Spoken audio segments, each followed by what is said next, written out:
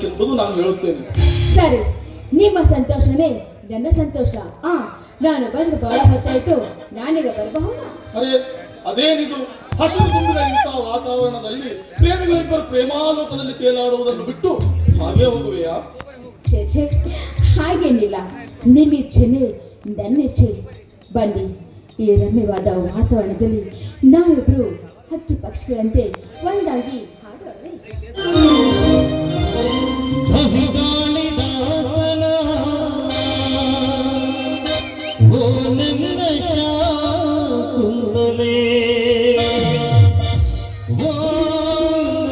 ಶಾಕುಂತಲೇ